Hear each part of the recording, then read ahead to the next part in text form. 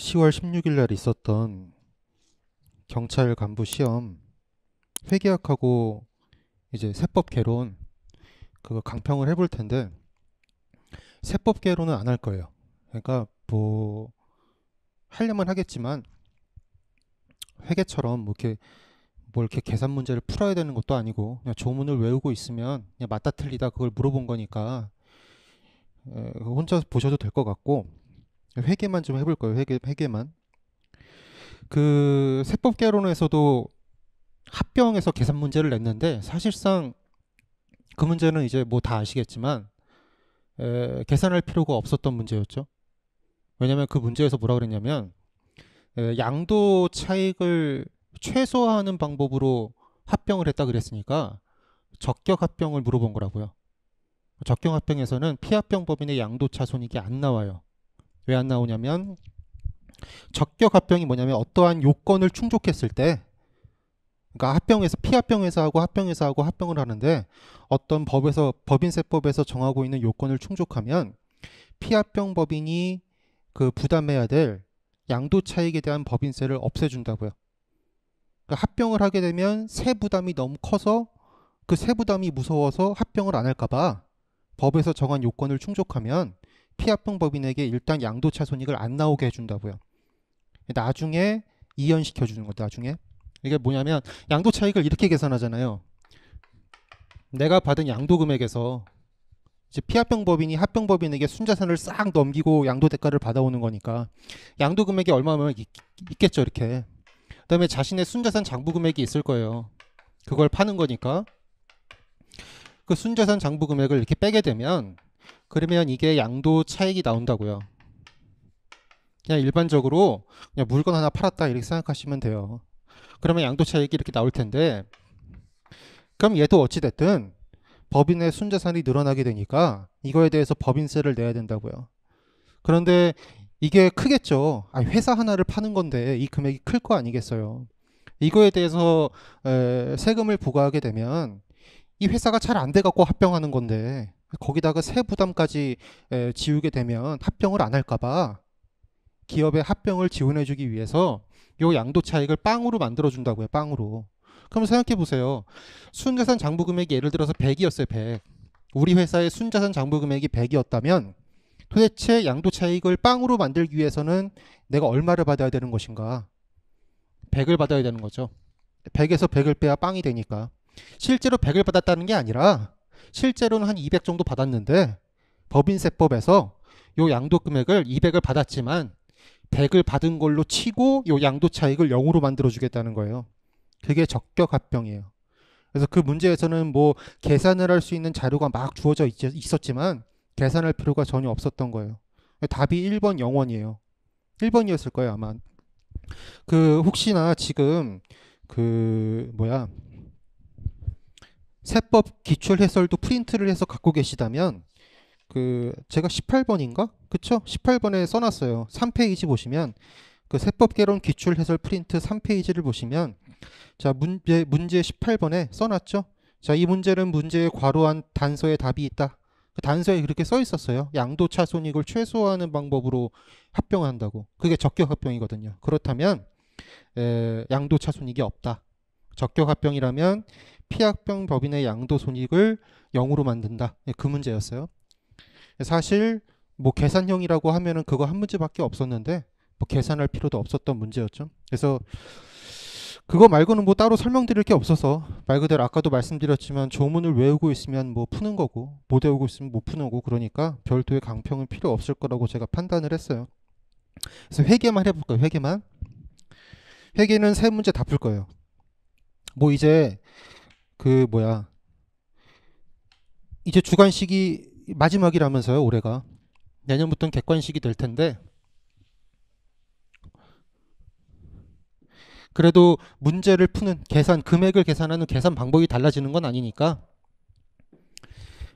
이 주관식 문제로 연습을 하고, 내년 객관식이면 더 쉬워지겠죠? 이렇게 주관식처럼 길게 낼 수 없을 테니까 더 쉬워질 거예요.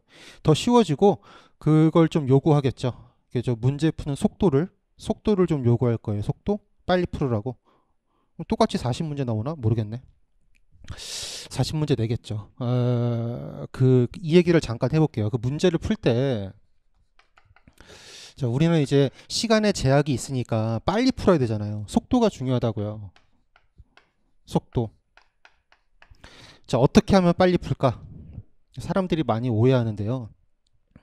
이걸 자꾸 문제를 빨리 풀려는 그 접근 방법을 어떻게 접근하냐면 자꾸 스킬로 접근해요. 문제풀이에 무슨 대단한 스킬이 있는 걸로 착각해요. 물론 스킬이 있죠. 빨리 풀 수 있는 방법이 있는데 이 스킬을 공부하기 전에 반드시 선행돼야 될 게 뭐냐면 기본을 확실히 공부하는 거예요. 기본을 확실히 해놓고 그 다음에 문제를 푸는데, 그러면 기본을 확실히 해놓으면 문제 풀이 속도가 막 늘어나는 거냐? 그렇지 않고요. 기본을 확실히 해놓고 문제를 딱 처음에 풀잖아요.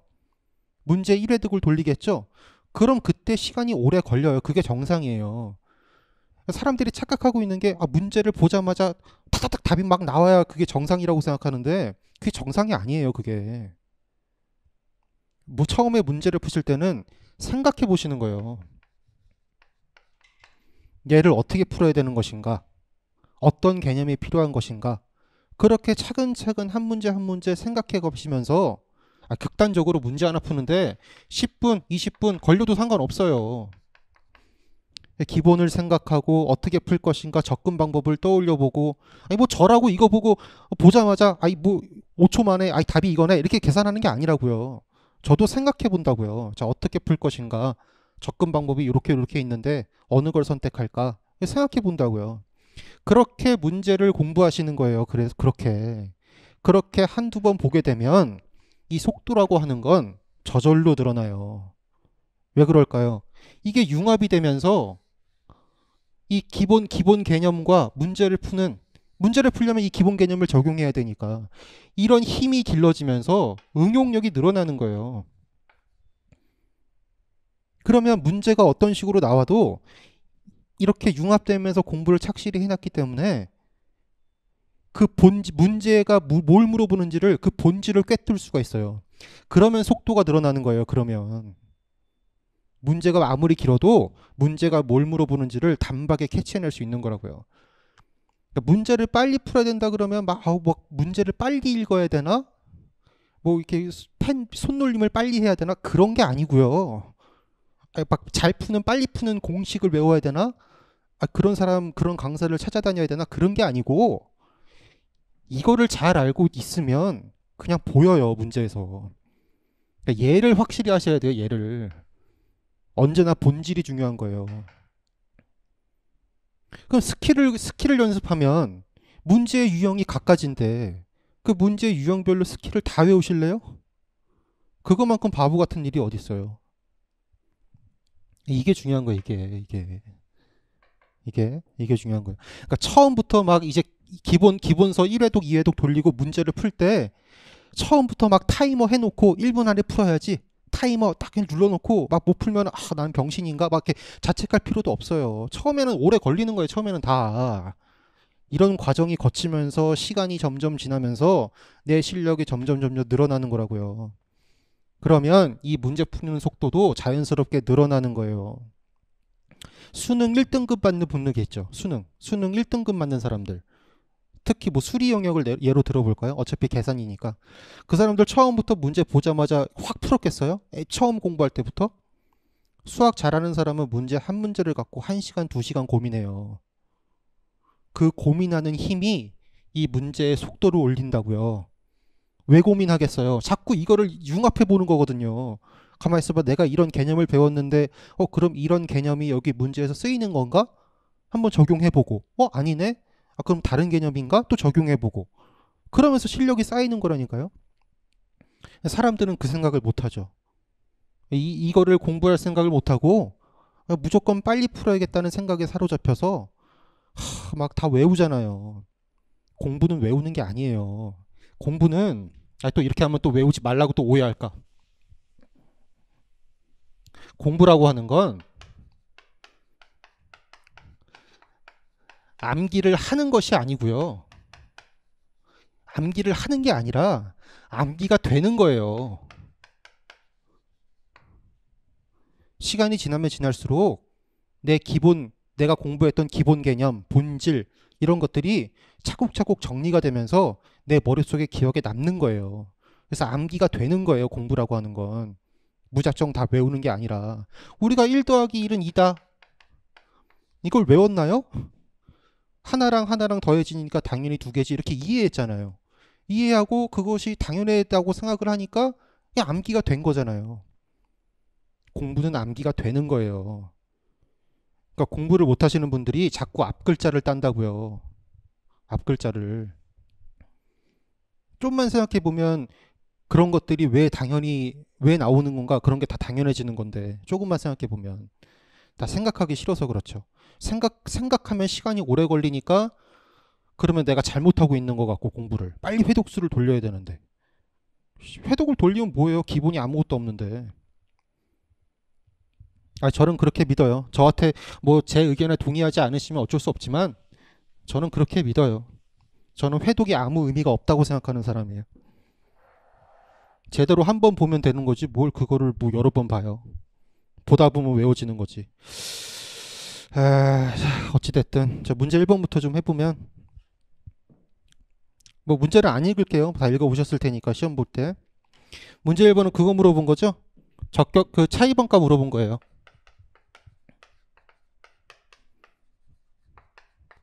차이번가의 기본적인 생각은 적격자산에 대한 지출액이 이렇게 있는데 이게 적격자산에 대한 지출액이죠. 전체. 이건 강평이니까 적격자산이 뭐고 그런 얘기는 안 할게요. 개념 설명은. 그건 기본반에서 하는 거니까. 적격자산의 지출액이 있으면 일정 부분 이만큼은 특정 차입금을 갖다 쓴 거고 나머지 부분은 일반 차입금을 갖다 썼다. 그래서 건물 같은 걸 지었다. 이 얘기죠. 물론 이제 자기 자본을 쓰는 경우도 있지만 그거는 이제 우리 시험 범위를 너무 벗어나는 거니까 어렵게 나오는 거니까 그런 얘기를 제외하고 이게 그림이 삐뚤어. 이렇게. 그래서 특정 차입금에 대한 연평균 지출액은 우리가 직접 계산하고 적격자산에 대한 연평균 지출액도 직접 계산하고 일반 차입금은 어떻게 계산해요? 여기서 이거 뺀 나머지 잔액으로 구하죠. 일반 차입금 연평균 지출액은 여기다가 자본화 이자율을 곱하잖아요.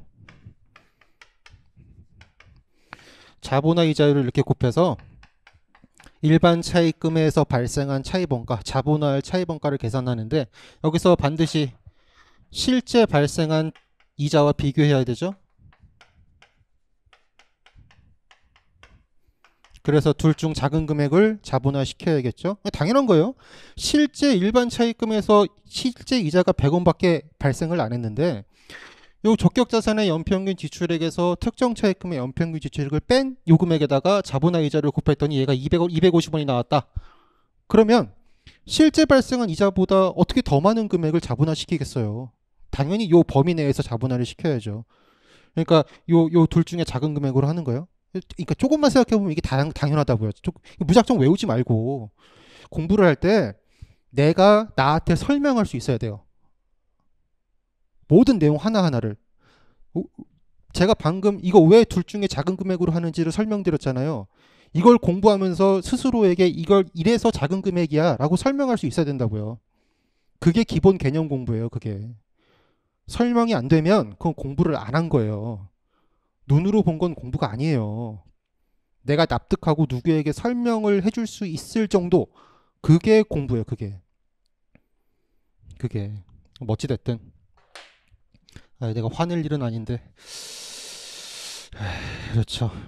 그래서 문제 푸는 그 순서가 이게 그림을 보면 나와 있죠. 첫 번째 적격자산에 대한 연평균 지출액을 구해야 되고 두 번째 특정 차입금 관련해서 연평균 지출액 구해야 되고 자, 세 번째로 일반 차입금 관련해서 계산을 하는 거죠. 이 순서대로 하시면 된다고요. 자, 그러면 첫 번째 자, 적격자산에 대한 연평균 지출액부터 계산해 보세요. 자, 문제에서 뭐라 그랬냐면 이거 칠판이 좁아서 문제를 안 띄우려고 그래요. 계속 칠판이 좁아갖고 막 지우면서 해야 돼서 문제는 그냥 프린트물로 보세요. 자, 문제에서 뭐라 그랬냐면 차입금 A가 특정 차입금이라 그랬어요. 나머지 B, C 차입금은 일반 차입금이고, 그 다음에 문제를 보면 두 번째 줄 끝부분에 보면 공장 건물 신축을 위해서 X1년 초에 5만 원 썼고요.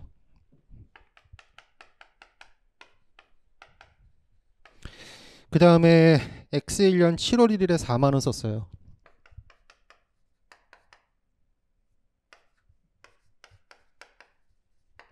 일단 물음 1번부터 풀 거예요. 양가로 1번. 문제의 양가로 1번부터 풀 거예요. 양가로 1번은 뭘 물어봤냐면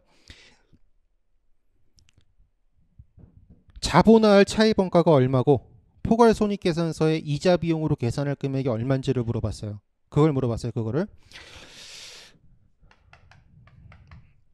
X1년 1월 1일 날 5만 원을 지출했고 X1년 7월 1일 날 4만 원을 지출했는데 이 공사가 언제 완공되냐면 언제 시작해서 언제 완공되냐면 X1년 1월 1일에 시작해서 X2년 말에 끝나요. 그러면 일단 물음 양가로 1번 문제 1번의 양가로 1번에서는 X1년도만 물어봤으니까 X1년도만 생각해 보시면 되죠. 이 5만 원은 1월 1일 날 지출해서 12월 31일까지 쓴 거잖아요. 그럼 12개월 쓴 거예요. 7월 1일 날 4만 원 지출한 건 7월 1일부터 12월 말일까지 6개월 썼으니까 이렇게 6을 곱해 주시면 되죠. 자, 그럼 얘를 계산해 보면 얘 60만 원 나오죠. 자, 얘는 24만 원 나오죠. 자, 그럼 합이 얼마예요? 84만 원이죠.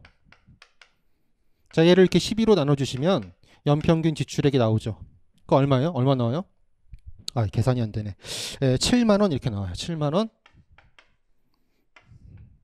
얘가 연평균 지출액이죠. 적격 자산에 대한 연평균 지출액이 7만 원 이렇게 나온 거예요. 7만 원.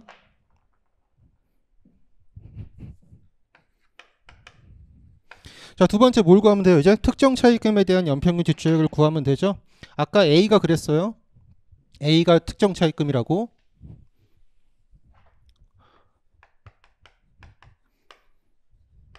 특정 차입금 A를 얼마 빌려왔냐면 5만 원 빌려왔어요. 얘를 자본화 기간 동안 몇 개월 썼나 그걸 알아야 되죠. 자본화 기간은 아까 말씀드렸어요. X1년 1월 1일부터 공사를 시작해서 X2년 12월 31일까지 자본화 기간이죠. 이게 X2년 말에 공사가 완공됐다 그랬으니까.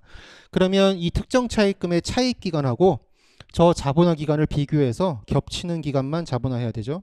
근데 A를 언제 빌려왔냐면 거의 차입일 표를 보시니까 X1년 초에 빌려왔고 상환을 X2년 말에 했어요. 그러면 자본화 기간이랑 똑같잖아요. 그러니까 X1년 내내 12개월 내내 얘를 다 쓴 거죠. 그럼 연평균 지출액은 12분의 12 이렇게 하면 나올 거예요. 안 해도 되죠. 12개월 뭐 다 쓴 거니까. 요게 연평균 지출액이 돼요. 특정 차입금 관련해서 연평균 지출액이 여기 5만 원 이렇게 된 거죠. 이렇게. 자, 여기다가 특정 차입금의 이자율을 곱해 보세요. 특정 차입금 이자율 A의 이자율이 얼마냐면 8%였어요. 자, 얘를 이렇게 곱하시면 얘가 그냥 특정 차입금 관련해서 자본화할 차입원가가 되는 거예요. 그럼 얼마 나와요? 4,000원 이렇게 나오죠. 그러니까 언제나 이제 이런 문제를 푸실 때 연평균 지출액을 먼저 구해 놓고요. 그 다음에 마지막에 이자율만 곱하세요. 그게 빨라요. 그게. 자, 그 다음에 세 번째 일반 차입금 관련해서 계산해 보시면 되죠.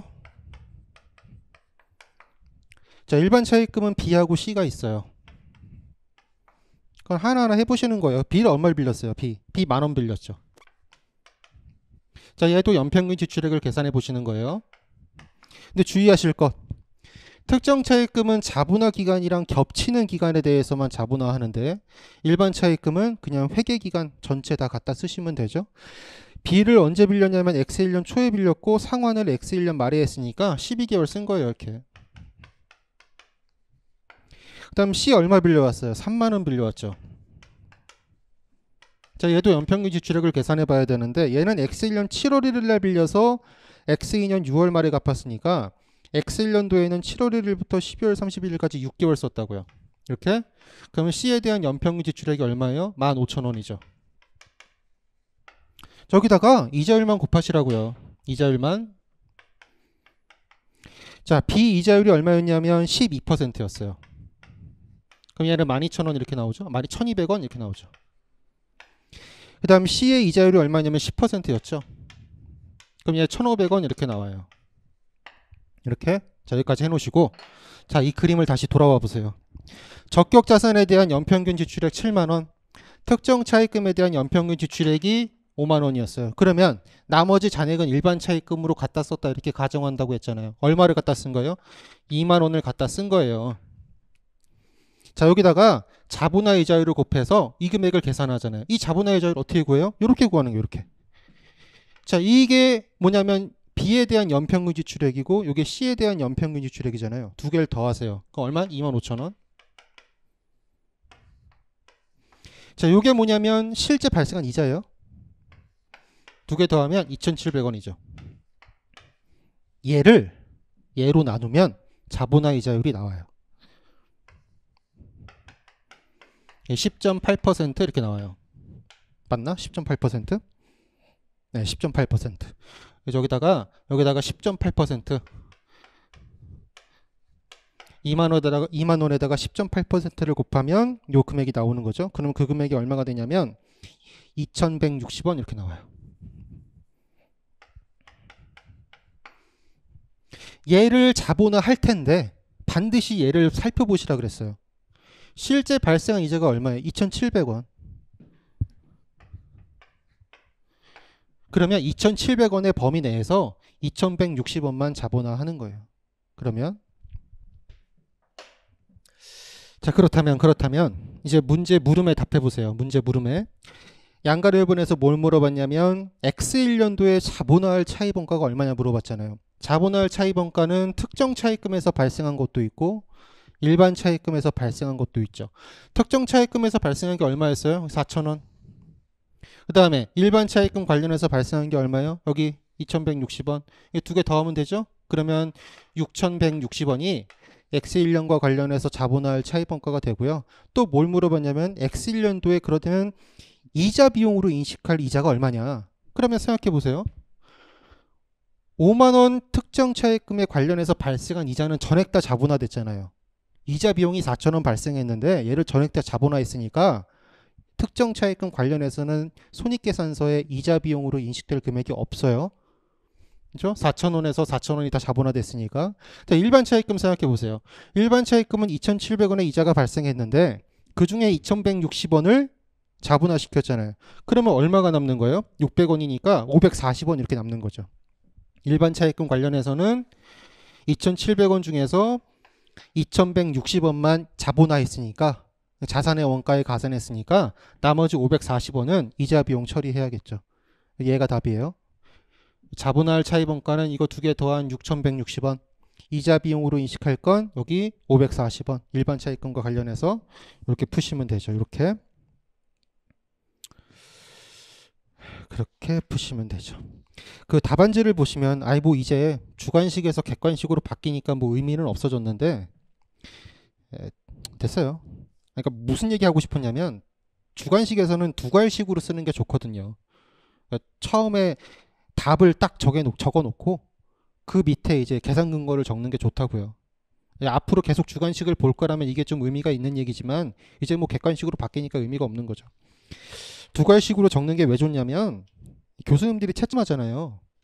두괄식으로 안 적으면 교수님이 막 그 답을 찾아야 돼요. 어디 있는지. 그러면 짜증이 막 솟구치거든요. 그러면 진짜 짜증나면 확 그어버릴 수도 있어요. 뭐 누가 보지도 않는데요 뭐. 아님 말고요. 자, 이제 양가로 2번 물음 보세요. 이번엔 뭘 물어봤냐면 똑같은 물음인데 이번엔 X2년도를 물어본 거예요. 연도가 바뀌었어요. 똑같이 계산하시면 돼요. 똑같이. X1년도를 계산했던 것처럼 똑같이 계산하시면 된다고요. 그럼 이제 적격자산의 연평균 지출액을 먼저 구하고 그 다음에 특정 차입금 구하고 일반 차입금 구하고 이러면 된다고요. 자, 그럼 첫 번째 자, 적격부터 해보세요. 문제에서 문제 저 위에 세 번째 줄 보시면 X2년 10월 1일 날에 2만 원 썼다 그랬어요. 그리고 공사는 12월 말에 끝났잖아요. 그러면 요 10월 1일 날 지출한 2만 원은 몇 개월 쓴 거예요? 3개월 쓴 거잖아요. 그래서 이렇게 12로 나누면 연평균 지출액이 나올 텐데 이렇게 하면 다 틀려요. 왜? 우리가 기초에 쓴 금액이 있거든요. 문제에서는 안 줬지만 기초에 쓴 금액이 무슨 금액일까요? 전년도까지 지출한 금액이에요. X1년도에 이 적격 자산에 대해서 지출한 금액이 그 다음 연도 기초 금액에 지출한 금액을 구성한다고요. 그러면 X1년도에 얼마 썼어요? X1년 초에 5만 원 썼죠. 그 다음 7월 1일 날 4만 원 썼잖아요. 요 금액이 기초 금액으로 이렇게 들어온다고요. 그래서 9만 원을 X2년 1월 1일부터 쓴 걸로 간주해요. 기준서에 그렇게 써 있어요. 기준서에. 그러면 1월 1일부터 12월 31일까지 12개월 썼잖아요. 이렇게. 그럼 연평균 지출액이 이렇게 되는 거예요. 이렇게. 9만 원에 12 곱한 거, 2만 원에 3만 원 곱한 거 이렇게 되는데 이렇게 해도 틀려요. 왜? 왜 틀릴까요? 왜? 이 안에 기초 지출 금액에 뭐도 포함되냐면 전년도에 자본화한 차입원가도 들어가요. 전년도에 자본화한 차입원가? 그게 얼마였어요? 6,160원이었잖아요. 얘도 기초 지출 금액에 포함된다고요. 이거 중요해요. 이거 중요해요. 이거 되게 뭐 논란이 많은데요. 어떤 분들은 저거를 포함시키지 않아야 된다. 그러니까 전년도에 자본화한 차입원가는 그 다음 연도 기초 지출한 금액에 포함시켜서는 안 된다 이렇게 주장하시는 분들이 계신데 포함시키는 게 맞아요. 포함시키는 게 맞아요. 그 교수님들 책을 봐도 다 포함시켜요. 포함시키는 게 맞다고 돼 있어요. 다. 그러니까 포함시키셔야 돼요. 그러면 기초에 얼마 쓴 거냐면 여기 9만 원에다가 이거 6,160원을 쓴 96,160원을 기초에 쓴 거라고요. 걔를 12개월 동안 쓴 거예요. 걔를 계산해 보면 얼마 나오냐면 그 해설지 2페이지 보시면 1153920 이렇게 나와요. 이렇게. 그 다음에 10월 1일 날 쓴 이 2만 원 3개월 썼으니까 6만 원 이렇게 되겠죠. 자, 얘를 다 더하면 이렇게 나오겠죠? 아, 이게 아니다. 1, 2, 1, 3 이렇게 나오나요? 그렇죠? 얘를 12로 나누면 연평균 지출액이 이렇게 나오겠죠. 자, 그 금액을 계산해 보니까 이게 101, 160 이렇게 나와요. 이렇게. 그 제가 101, 160이죠. 101, 160. 자, 두 번째 뭐 하면 돼요? 이제 특정 계산해 보면 되잖아요. 특정을 계산해 보면 되죠.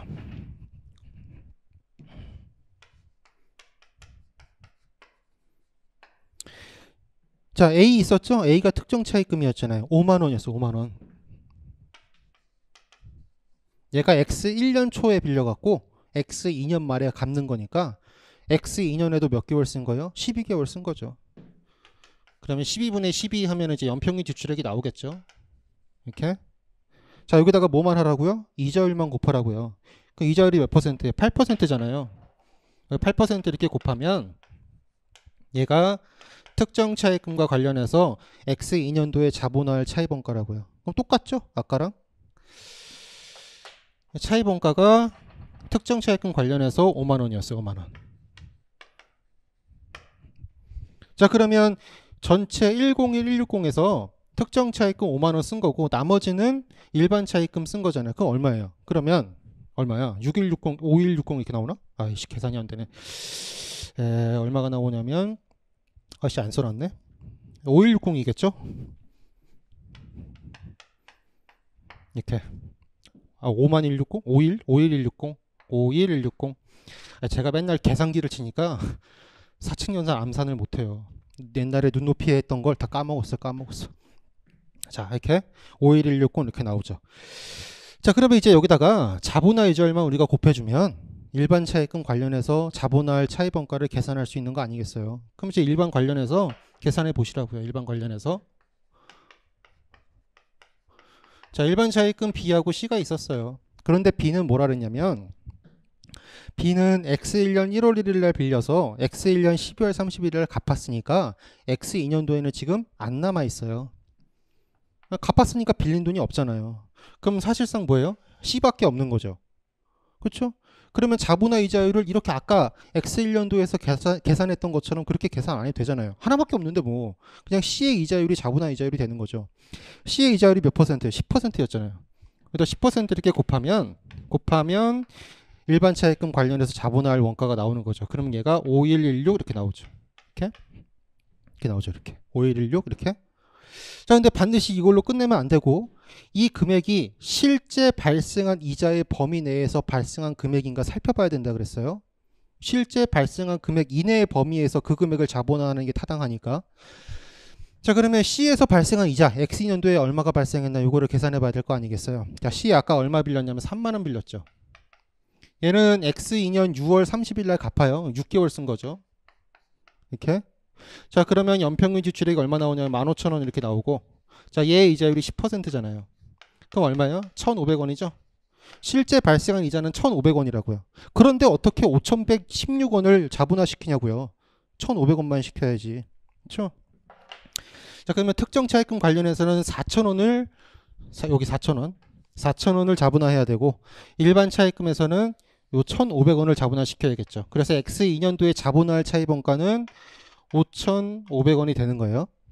그러면 포괄손익계산서의 이자 비용으로 계산할 금액은, 특정 차입금은 이자 전액이 다 자본화됐죠.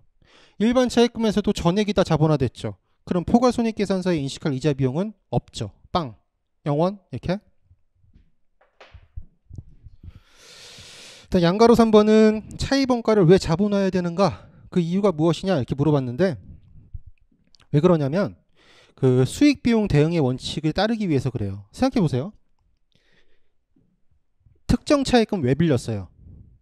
내가 이 건물 지으려고 빌렸다고요. 그러면 돈을 빌리니까 이자 비용이 발생하잖아요. 이자 비용뿐만 아니라 모든 비용은 그거와 관련된 수익이 인식될 때 그거에 대응해서 인식하게 돼 있어요. 요게 수익비용 대응의 원칙이에요.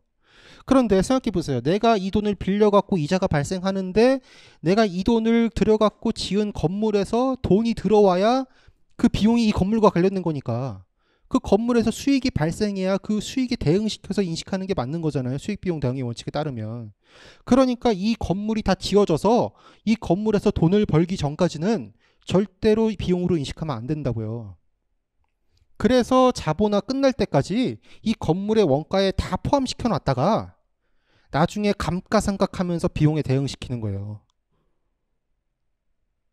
그래서 자본화하는 거예요. 그래서 제가 해설지 2페이지에다 써놨어요. 자, 그 양가로 3번 해설지 보세요. 차입원가를 자산의 원가에 포함하는 이유는 발생한 차입원가를 관련된 수익에 합리적으로 대응시키기 위한 것이다. 여기서 말하는 관련된 수익은 이 건물이 완공이 돼갖고 그 건물이 우리 회사에 돈을 벌어줘야 된다, 그 얘기예요. 자본화한 차입원가는 유형자산의 경우에 감가상각을 통해 관련된 수익이 발생하는 각 회계기간의 비용으로 인식돼서 그 각 회계기간의 비용으로 인식되는 금액이 감가상각비예요. 그렇게 인식돼서 수익에 적절하게 대응된다, 이렇게 돼 있죠. 요거를 쓰시면 돼요. 요게 기억이 안 나면 그냥 수익비용 대응의 원칙에 따르기 위해서 그런 것이다, 이렇게 쓰셔도 답으로 인정될 거예요. 이렇게. 자, 여기 문제 1번이었죠.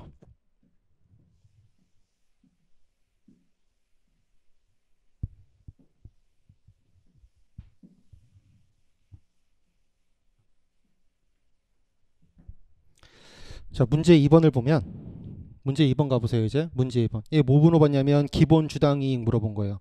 기본 주당이익 물어봤는데 조금 어려웠던 게 뭐냐면, 뭐 그렇게 어려운 건 아닌데, 어려웠던 게 뭐냐면 공정가치 미만 유상증자를 냈어요. 공정가치 미만 유상증자를 내면 그 안에 무상증자가 포함되어 있거든요.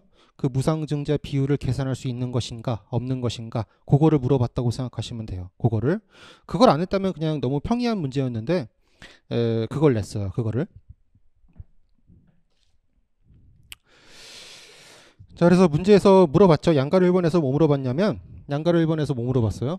자, 회계천이 물어봤어요. 처음에 그 7월 1일 날 유상증자 했을 때랑, 자, 9월 1일 날 무상증자 했을 때 회계처리를 물어봤거든요. 그럼 해보시면 되죠. 7월 1일 날 유상증자를 했어요. 7월 1일 날.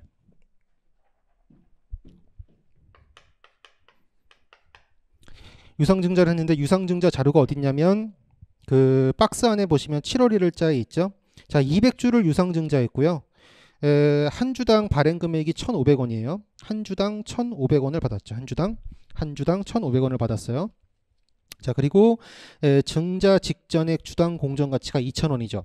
그러니까 원래 이 자료가 얘기하는 게 뭐냐면 200주를 유상 증자했을 때 한 주당 2,000원을 받아야 되는데 공정 가치가 2,000원이니까 그런데 1,500원밖에 안 받았다는 거예요. 공정 가치에 미만하게 발행했잖아요. 이게 공정 가치 미만으로 발행한 유상 증자라고요. 이 안에는 무상 증자의 효과가 포함되어 있어요. 왜 그런지 좀 이따 말씀드릴게요. 일단 회계 처리 먼저 해보고. 그러면 일단 현금을 받았겠죠?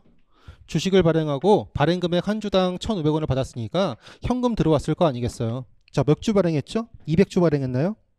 200주. 자, 200주를 발행했고 자, 한 주당 1,500원을 이렇게 받은 거죠. 그럼 현금으로 30만 원 받은 거예요.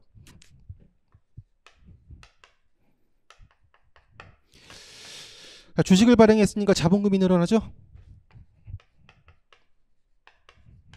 자본금은 언제나 액면금액으로 계산하는 거라 그랬으니까 자, 200주에다가 이제 액면금액을 곱하면 되죠. 액면금액은 그 1월 1일 자료 보면 나와 있어요.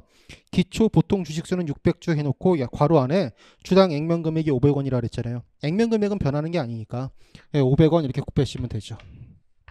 그럼 자본금으로 얼마가 늘어나는 거예요? 10만 원 늘어나는 거예요. 그럼 이제 대차가 안 맞죠? 안 맞는 금액이 뭐예요? 주식 발행 초과금이에요.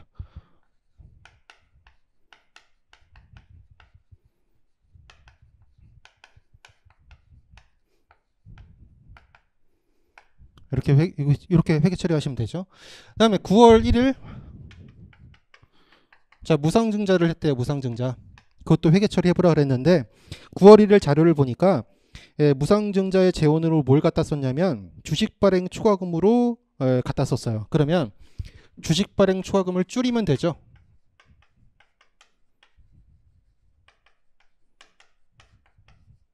줄이면 되는데 얼마큼 줄이면 되냐면 무상증자를 우리가 80주 발행했다고. 80주. 자, 액면금액이에요. 액면금액으로 계산하시는 거예요. 자, 500원. 그럼 얼마예요? 그러면 무상증자로 4만원 한 거죠. 4만원을 무상증자의 재원으로 갖다 쓴 거예요. 이 금액만큼 자본금을 늘리시면 되죠. 이렇게. 요게 9월 1일 무상증자의 회계 처리예요. 요게. 자, 이제 공정가치 미만 유상증자에 대해서 얘기해 보세요.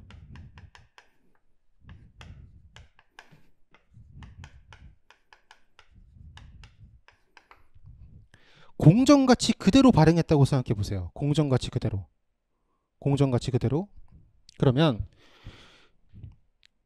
일단 발행한 것부터 생각해 보세요. 차근차근. 자, 몇 주 발행했냐면 200주 발행했죠.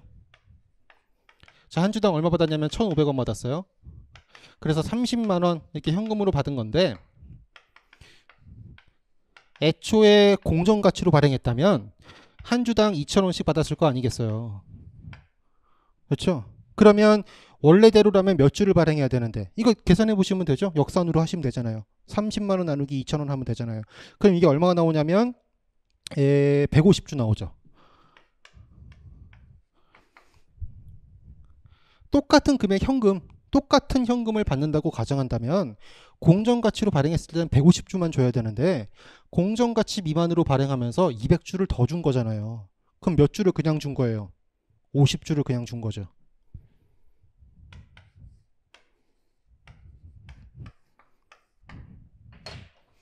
얘가 유상증자고요. 자, 얘가 무상증자예요.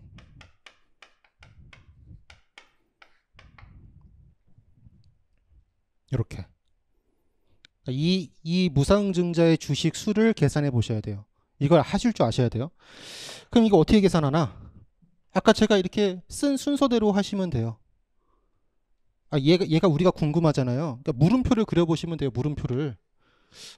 이게 뭘까 궁금하네 이러면서 물음표를 이렇게 그려보시면 얘가 나와요.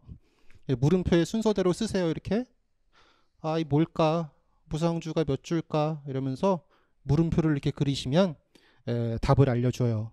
물음표가 답을 알려주죠. 이렇게 계산해 보시면 돼요. 이렇게 주식수까지 계산해 보셨다면 이제 무상증자의 비율을 계산해 보셔야 되는데 애초에 기초에 몇 주가 있었냐면 600주가 있었잖아요. 거기다가 우리가 유상증자 150주 한 거예요. 200주 한 게 아니라. 그 중에서 기초에 그러니까 무상증자가 일어나면 이거 중요한 건데요. 이렇게 공정가치 미만 유상증자가 발생해서 그 중에 무상주가 나오게 되면 이 무상주는요. 원래 있던 요 구주식, 옛날 주식 여기다가도 무상증자를 한 거고 여기다가 유상증자에도 유상증자 한 150주에 대해서도 무상증자를 한 거예요. 그러니까 공정가치 미만 유상증자가 발생하면 유상증자를 먼저 하고 무상증자를 그 다음에 했다고 보는 거예요. 그 다음에. 그러니까 원래 있던 600주에 대한 무상증자 그리고 150주에 대한 무상증자 그걸 다 합쳐보니까 다 50주를 무상증자했더라 그 얘기예요.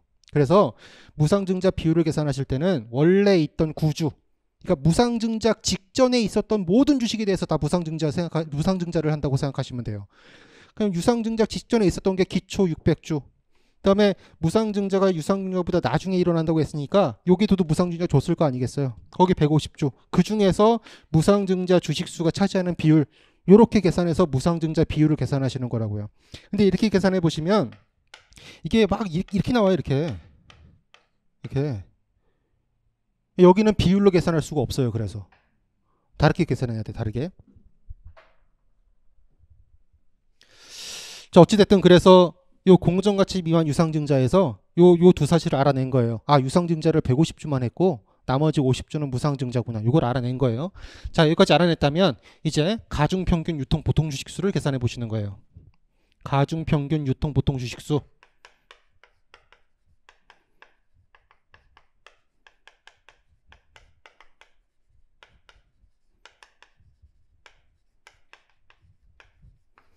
어려운 게 아니고요.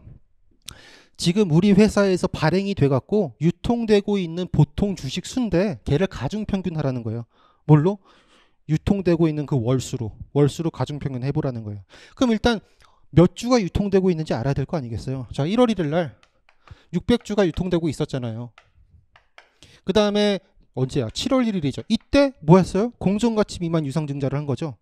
총 유상증자의 효과도 있고 무상증자의 효과도 있는데 어찌됐든 200주를 발행했잖아요. 그러면 요 7월 1일이 되면 요 600주에다가 200주를 더한 것만큼 그러니까 800주가 유통이 되겠죠? 지금 현재 1월 1일부터 6월 30일까지는 600주가 있었다가 7월 1일 날 공정가치 미만 유상증자가 되면서 200주가 늘어나갔고 여기 800주가 된 거예요. 그런데 여기엔 무상증자 효과가 있다고요. 그럼 여기에다가도 무상증자를 했고 7월 1일 그 아까 유상증자 150주 거기다가도 유상증자를 한 거잖아요. 여기에 대한 무상증자 효과를 우리가 계산해 줘야 된다고요. 주식수가 늘어났겠죠. 자 그러면 얘를 어떻게 계산하나? 비율을 알 수 있다면 그냥 곱하기 1 플러스 무상증자 비율 이렇게 해서 계산하면 되는데 여긴 비율이 딱 안 떨어져 갖고 우리가 직접 계산해 봐야 돼요. 그럼 이렇게 계산하시면 돼요. 이렇게 어떻게?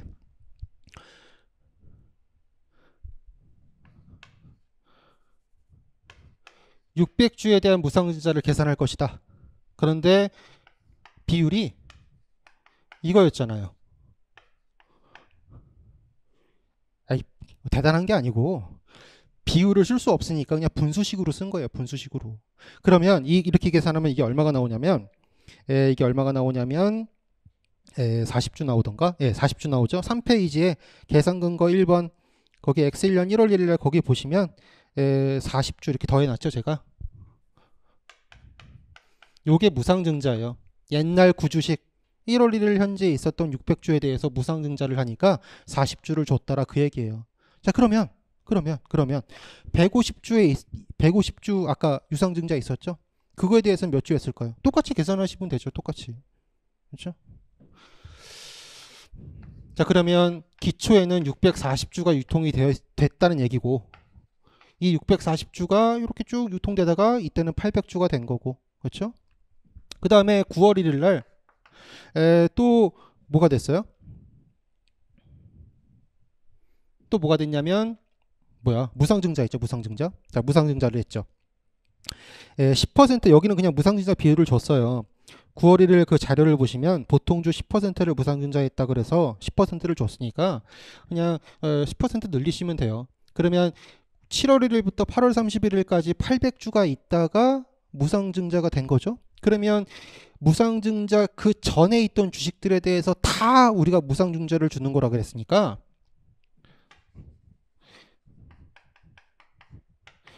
9월 1일부터 880주가 쭉 유통되는 거고, 자 여기도 무상증자의 비율을 곱해 주셔야 돼요. 이렇게 무상증자는 언제나 지금 유통되고 있는 모든 주식에 대해서 다 해주는 거라고요. 그래서 이렇게 계산하시면 이렇게 계산하시는 거예요. 자 이렇게 계산하시고 나면 이 주식수가 나올 거 아니겠어요? 써볼까요? 해설지에 다 써놨으니까.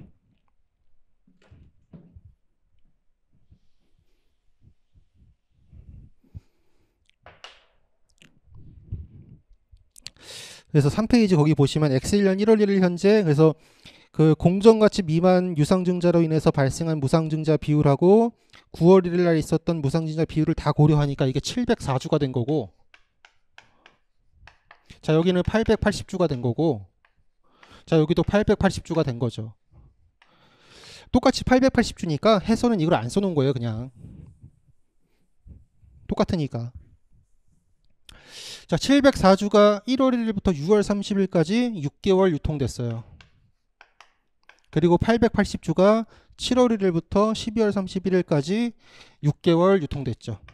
자 이렇게 다 계산하신 다음에 자 12로 나누면 가중평균 유통 보통 주식수가 나오는 거예요. 자 얘를 계산해 보시면 얼마 나오냐면 792주가 나와요.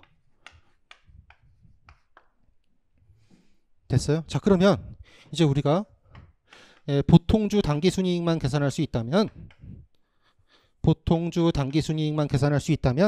이 보통주 당기순이익에서 저 가중평균 유통보통 주식수 792주를 나누면 기본주당 이익이 나오는 거죠.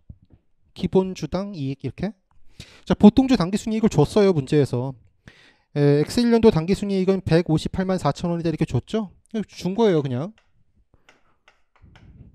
이렇게. 자 그럼 나누면 되잖아요. 나누시면 이게 얼마 나오냐면, 해설지 4페이지를 안 써놨나? 뒤에 써놨죠. 3페이지 그 위에 계산 근거 위에 양가로 2번 보시면 이렇게 계산하시면 이게 2,000원 이렇게 나와요. 그래서 기본 주당 이익은 한 주당 2,000원 이렇게 계산하시면 돼요. 이 문제의 키포인트는 공정가치 미만 유상증자에서 무상증자의 효과를 걸러낼 수 있느냐, 그게 키포인트였어요. 그거 말고는 아무것도 없어요. 여기서 문제를 또 어렵게 낸다면 보통주 당기순이익을 계산하라고 할 거예요. 보통주 당기순이익을. 그러면 뭘 줄 거냐면 우선주에 대한 자료를 줄 거라고요. 왜냐하면 전체 당기순이익에서 우선주에 대한 당기순이익을 빼야 보통주 당기순이익이 나오는 거거든요. 뭐 다 주당이익 공부하셨을 테니까 자세한 얘기는 안 할게요. 자세한 얘기는 이렇게 계산하시면 되죠. 이렇게 계산하시면 되죠. 근데 그 보통주 당기순이익을 계산하는 게 올해 7급인가? 9급? 7급에서 나왔나 보다. 7급에서 나왔어요. 우선주 자료를 주면서 보통주 당기순이익을 직접 구해보라고. 거기서는 대신에 공정가치 미만 유상증자를 안 냈어요. 거기서는. 그러면 시간이 너무 오래 걸리니까 문제 푸실 때 너무 더워.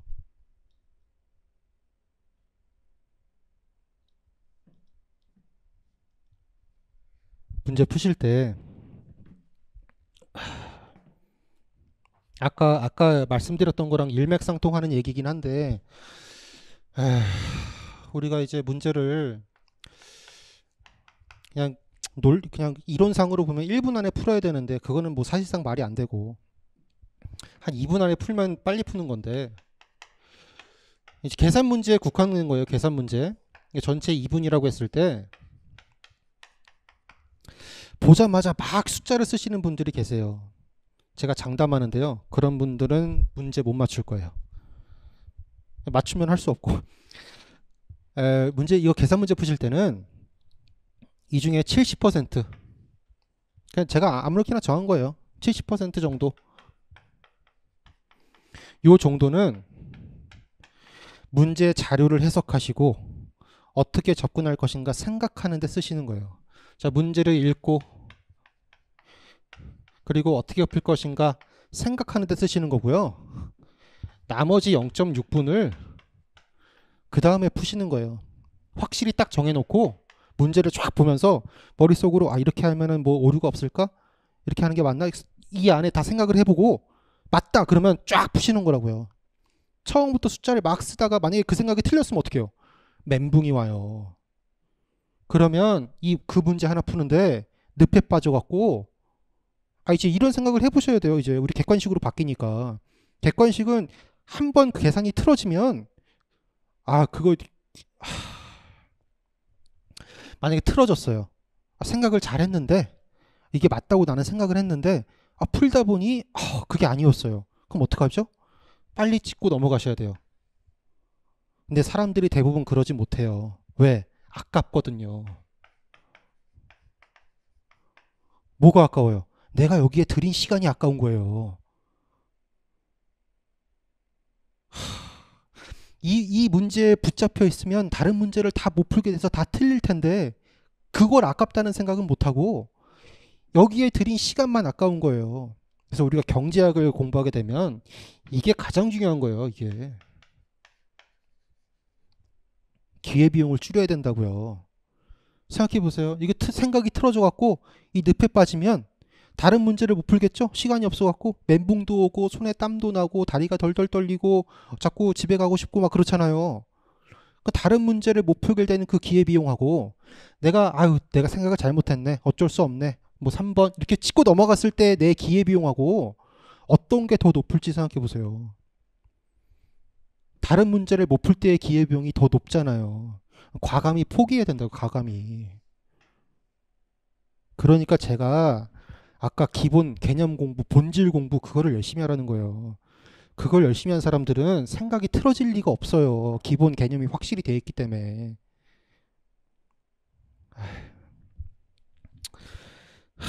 몸소 이걸 느껴봐야 되는데. 뭐 어쨌든 그렇고. 자, 문제 3번 보세요.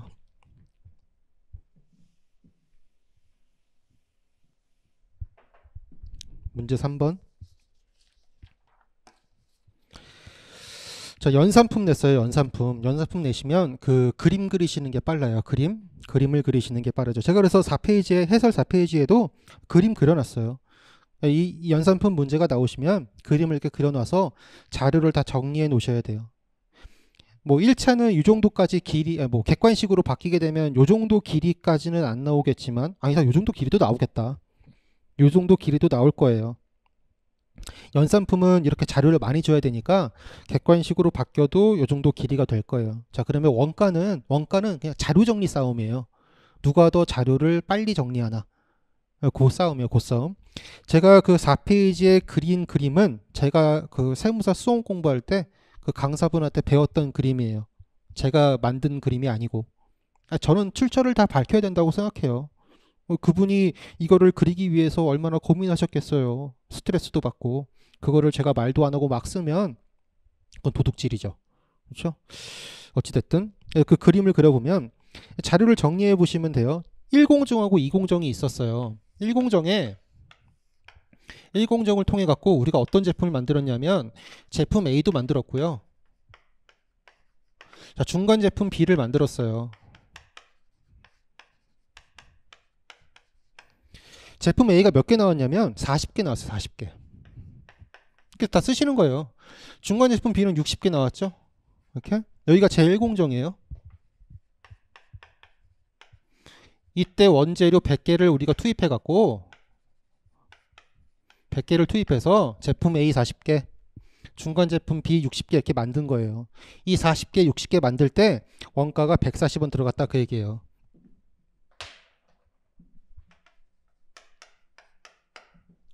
이렇게. 자, 근데 중간 제품 60개에 대해서는 우리가 또 추가 가공을 거쳐 갖고 제품 X하고 제품 Y를 만들었죠. 이 공정에서. 자, 제품 X하고 제품 Y를 만든 거예요. 이렇게. X를 몇 개 만들었냐면 20개 만들었죠. 제품 Y를 몇 개 만들었냐면 40개 만들었어요.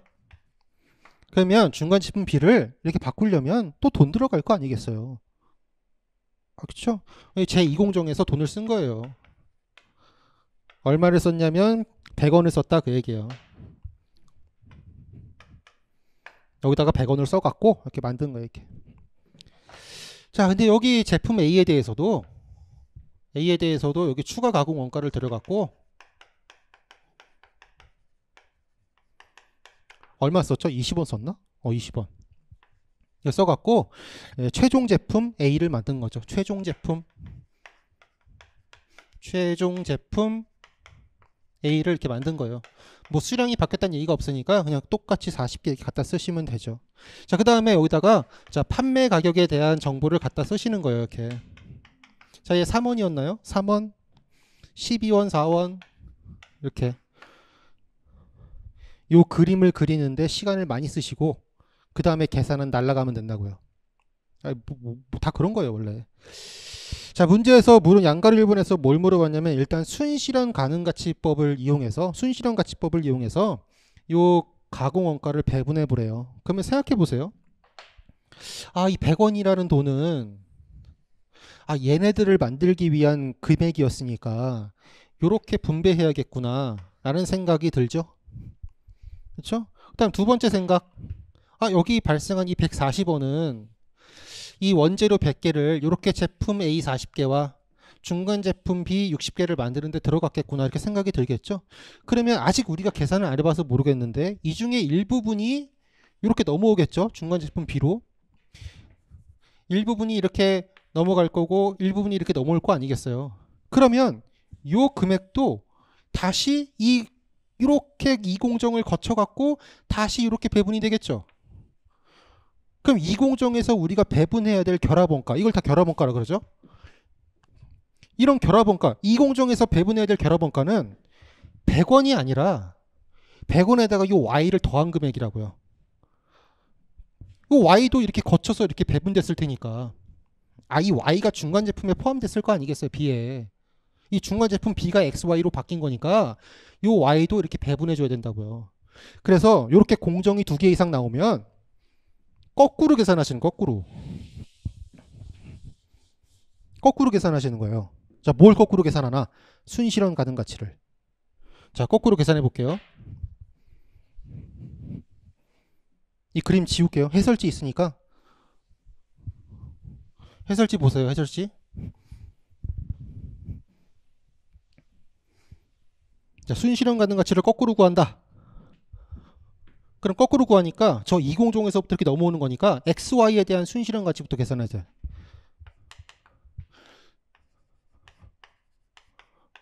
X하고 제품 Y에 대한 순실현 가치를 계산해 보세요. 순실현 가능가치는 생산량 곱하기 판매 가격 마이너스 추가 가공 원가 이거죠? 자, 아까 생산량이 제품 X가 20개였어요. 20개였고 판매 가격이 12원이었죠. 20개 그리고 하나당 12원 이거였죠? 추가 가공 원가가 없었어요. 제품 X에서 추가 가공 원가가 없었잖아요. 그 표를 보시면 추가 가공 원가가 없다고요. X, Y는. 일단 Y는 40개를 4원씩 팔죠. 이렇게. 자, 그러면 X에 대한 순실현 가능가치가 얼마냐면 240원 이렇게 나오고 얘는 160원 이렇게 나오죠. 자, 그러면 합이 얼마예요? 400원 이렇게 나오죠. 이렇게. 얘가 뭐예요? 얘가 중간 제품 B의 가치예요.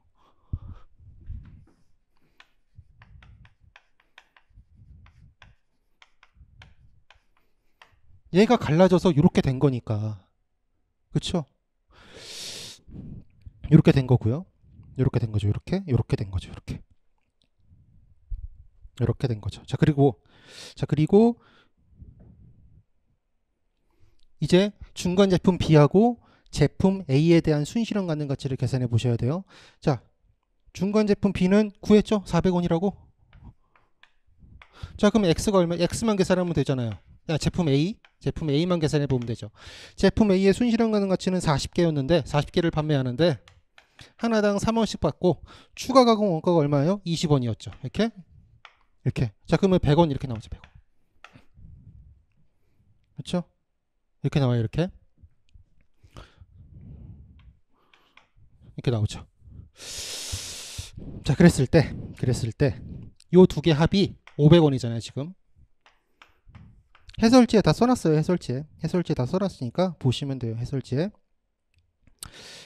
써놨으니까 보시면 되죠. 자, 그러면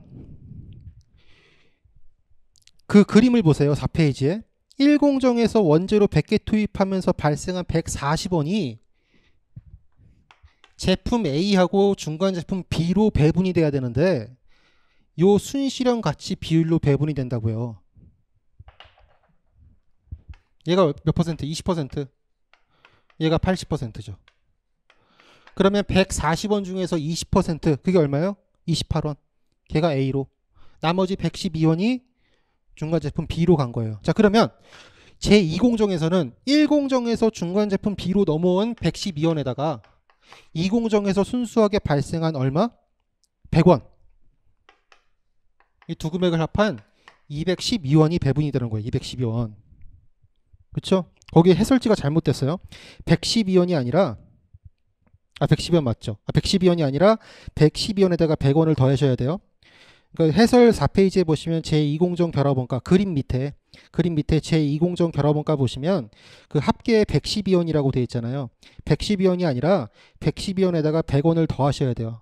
제2공정 거의 100원을 더하셔야 돼요. 그래서 212원에 대해서 이제 제품 X하고 제품 Y에 보낼 텐데 그때도 요 순실현 가능 가치 비율로 한다고요. 자, 얘 비율이 얼마예요? 얘 60%? 자, 얘 40% 이거예요. 그러면 X에 대해서는 60%라 그랬으니까 212원에다가 60%를 하시면 되죠. 그러면 6이 10이니까 6일은 6이니까 10이니까 126.2원 이렇게 되겠죠. 이렇게. 그 다음에 나머지 금액이 1로 오겠죠. 40%니까. 그러면 4일은 8이니까 4니까 하니까 84.8원 이렇게 되겠죠. 이렇게 이 금액으로 바꿔 놓으세요. 제품 X는 67.2원 67.2원이 아니라 여기 126.2원 제품 Y는 여기 84.8원 이렇게 그렇게 바꿔 놓으셔야 돼요.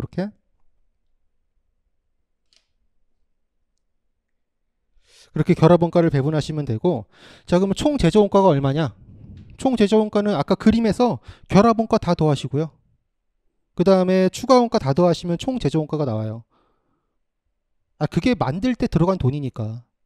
그런데 문제에서 뭐라 그랬냐면 문제 3번 양가로 1번에서 뭐라 그랬냐면 A, X, Y 구분해서 총 제조원가를 구하라 그랬으니까 합계만 물어봤다면 그냥 결합원가 140원 더하기 이공정 결합원가 100원 더하기 그 다음에 제품 A에서 발생한 추가 가공원가 20원 이렇게 더해서 그냥 합계액을 쓰시면 되는데 그러면 너무 쉬우니까 문제에서 구분해서 구하라고 한 거예요. 이렇게 따로따로. 자, 그럼 여기 배분된 결합원가 있겠죠? 자, 여기다가 추가 가공 원가를 더하시면 돼요. 여기도 마찬가지. 근데 추가 가공 원가 여기 20원이었죠. 이렇게.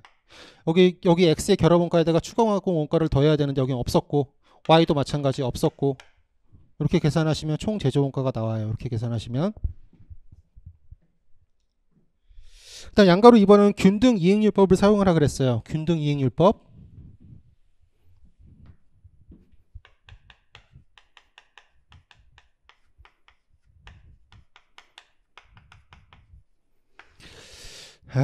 이게 뭐냐면 말 그대로 그 이익률을 사용하는 방법이에요. 이익률.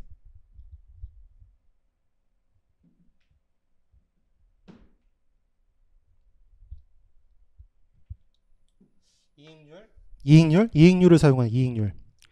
이익률이 모든 제품 A, 중간 제품 X, 중간 제품 Y 모든 이익률이 다 똑같다고 가정하는 거예요. 똑같다고.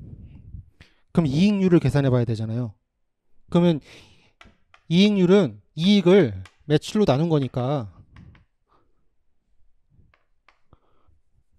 매출은 그냥 그 판매량에다가 판매 가격 곱하면 나오는 거고 이 이익은 어떻게 해요? 매출에다가 원가를 다 빼면 이익이 나올 거잖아요.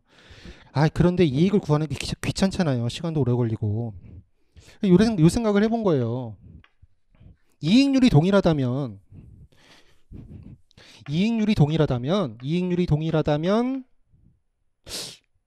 원가율도 동일하지 않을까?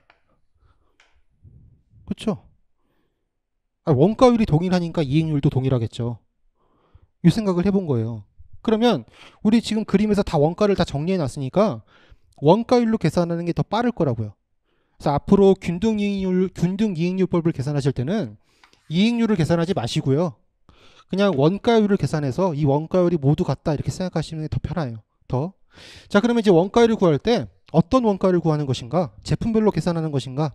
그게 아니고 전체 원가율을 계산하시는 거예요. 전체 원가율을 계산하시는 거예요. 왜?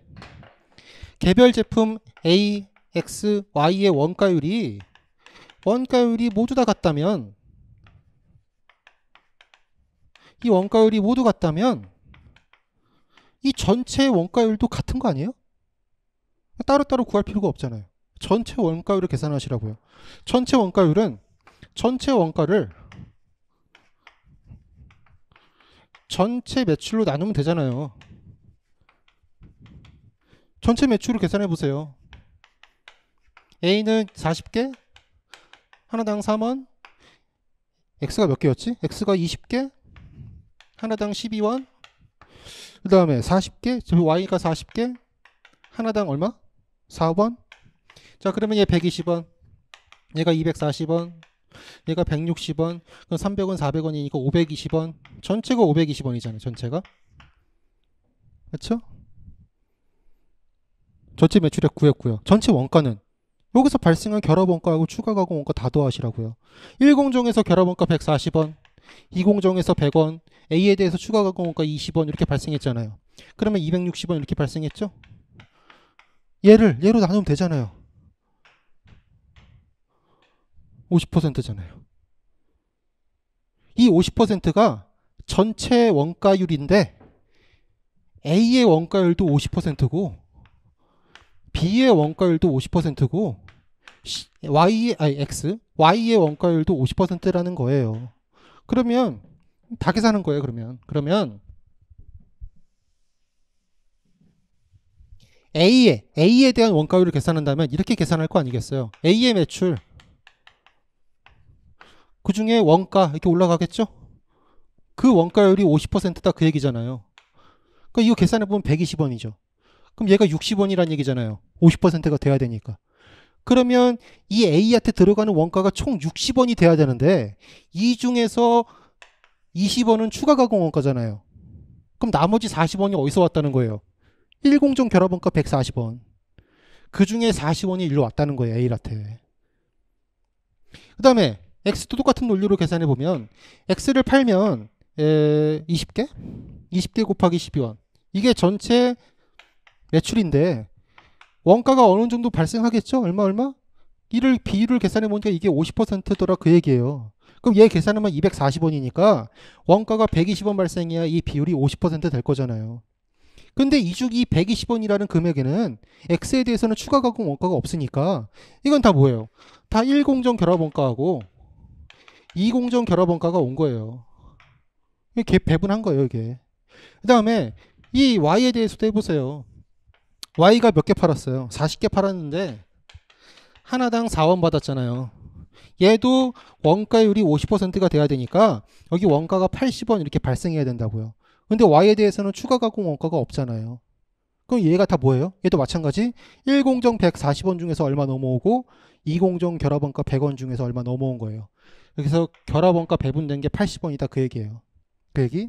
그래서 A에서는 결합원가 배분된 게 40원, X는 여기 120원, Y는 80원 이렇게 되는 거라고 이렇게.